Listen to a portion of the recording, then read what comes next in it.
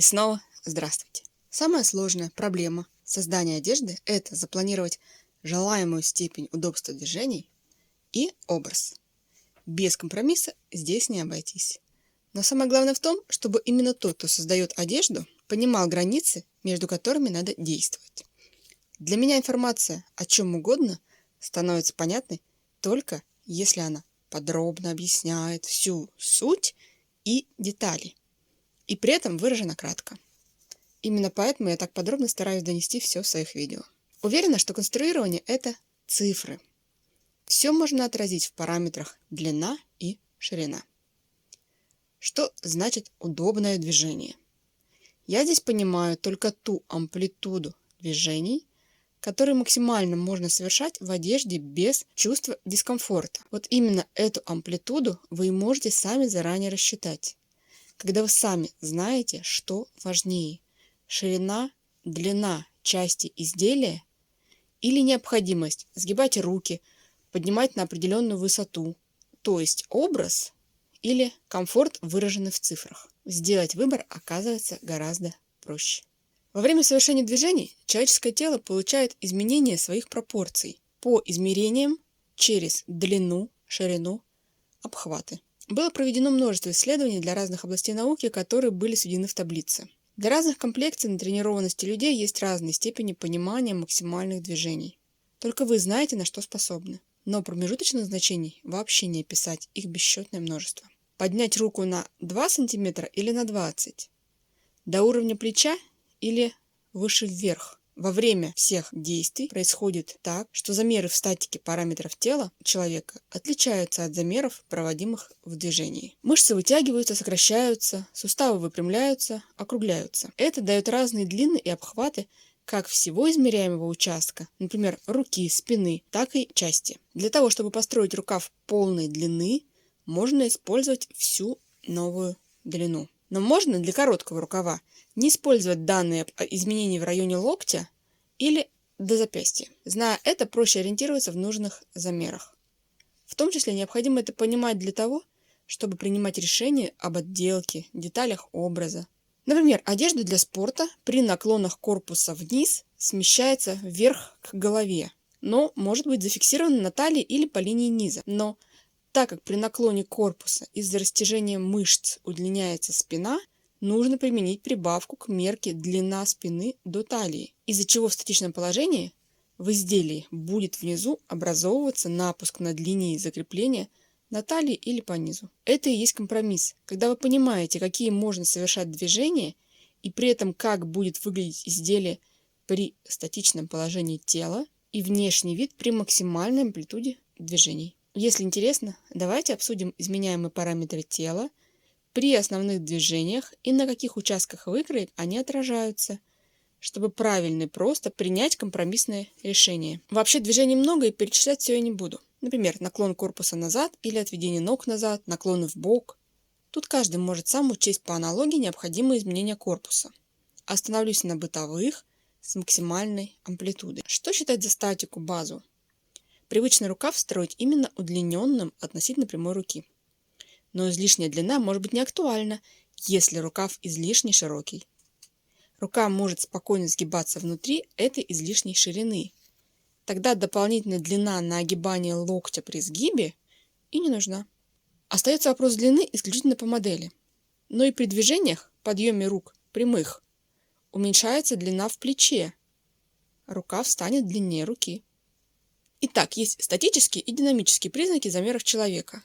Обычно таблица размерных признаков содержит статический вариант. У мужчин и женщин признаки меняются в разном процентном соотношении. Не все, но чаще у мужчин разница статики и динамики больше.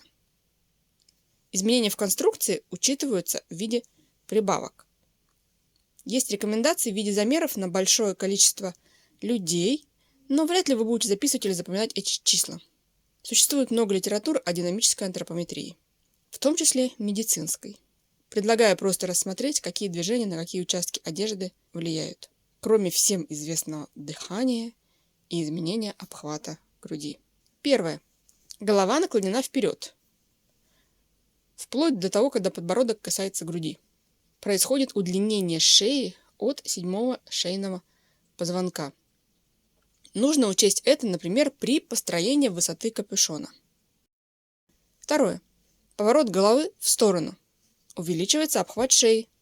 Учитывается при выборе прибавок к ширине горловины. Отведение рук назад. Ширина груди увеличивается, спины уменьшается. Увеличение длины и глубины углов подмышечных впадин. Контрольные точки на пройме. Учет ширины изделия в грудном поясе.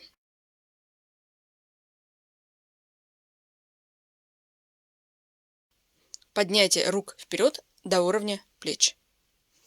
Увеличение длины и глубины подмышечных впадин. Удлинение рук от кончика третьего пальца. Ширина спины увеличивается. Уменьшение расстояния от конца плеча до локтя. Плечевой сустав перестает быть выпуклым, уменьшается его длина. Учет ширины как прибавок и их распределение по груди, так и длины, ширины рукава. В этом же положении сгибание локтевых суставов. Дополнительное удлинение поверхности руки, измеряемой через локоть. Изменение обхватов участков тела, приближенных к изменяемым суставам. Плечо, особенно так, как расположено между двумя суставами. Мышцы ниже локтя, конечно же, область самого локтевого сустава. Обхват. При подъеме рук до уровня наклона плеч увеличивается длина высоты плеча косой. Спинки. Тут либо руки не поднимать, либо учесть необходимость повышения указанного признака, чтобы не вздернулось изделие излишне вверх при данных движениях рук. Равномерное разведение рук в стороны на уровне плеч. Также высота плеча косая меняется. Для этого задействованы подмышечные части, потому идет их увеличение по ширине и глубине. Распределение их закрытия тканью отражается обычно в ширине спины, груди, ширине рукава. Также меняется длина рук, но идет укорачивание внешней длины через локоть, плечо, так как они выпрямлены. А обычно в построении рукава, учете длины, участвует параметр рука вниз, согнутая в локте. Потому для рукава полной длины не вижу необходимости учитывать параметр, когда руки направлены в бок.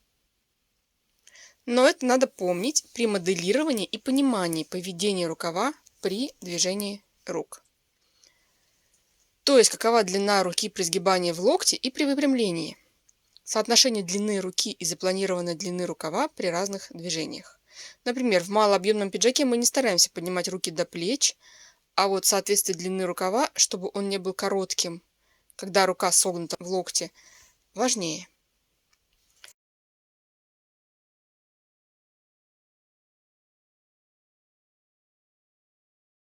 Для рукавов длиной выше локтя можно учесть изменение только плечевой части. Но вот именно изменение подмышечных углов стоит учесть через достаточную глубину проймы во всех вариантах. При поднятии рук задействуются боковые мышцы торса до талии. Но если эти изменения длины не учитывать через фиксацию линии талии и напуск, то прибавка к вертикальным длинам изделия нарушит пропорции, когда вся излишняя длина провиснет без фиксации на нужном уровне. Каждый сам решает, что в модели является важным – внешний вид или удобство. Для рукава обычно замер проводится по руке, согнутой на 90 градусов в локте, и от плеча до локтя направленный вариант вдоль тела. Этот вариант – возможность согнуть руку в любом рукаве. Это чуть большая длина, чем рука вниз вдоль тела. Это минимальная глубина проймы, максимальная высота оката рукава, минимальная ширина спины и груди. Объем локтевого сустава также получается достаточный, не минимальный. И обхват плеча чуть больший, чем при руке, просто направленной вниз. Комфорт изначально заложен чуть больший. Но для очень трикотажных тканей можно и минимальный параметр брать по длине и ширине руки, направленный прямо вниз. Наклон корпуса вперед. Для учета возможности таких действий надо помнить, что также вертикальные прибавки к длинам нарушат пропорцию модели, когда получится большее, чем планировалось удлинение. Потому надо либо смириться с поднятием изделия вверх при сохранении изначальной длины, либо сделать изделие с фиксацией на талии, бедрах, по низу или в других нужных местах. А на местах удлинения рассчитать напуск.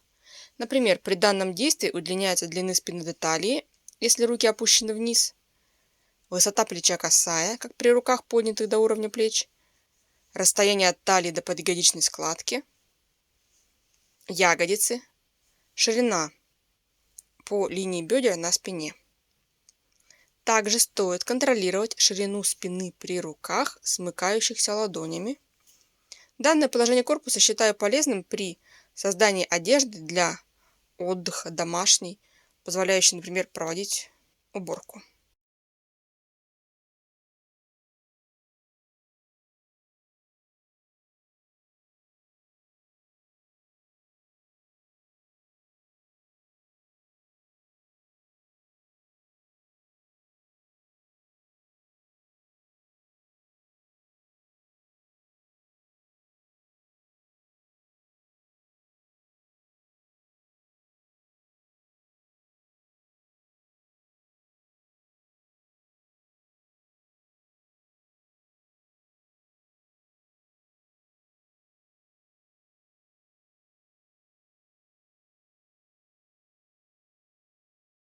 Юбки, брюки, платья.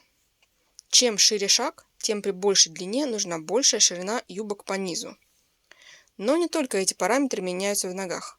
Потому юбка плотно по фигуре сидящая, длинная, из нетянущихся материалов, не учитывает изменения и не позволит без складок свободно двигаться.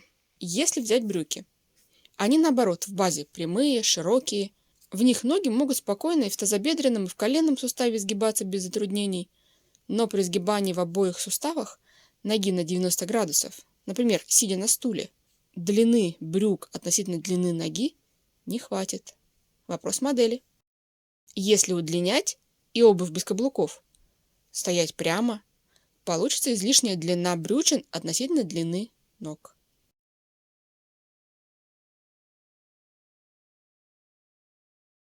Нога согнута в бедре и колене. Удлинение задней поверхности ноги от талии.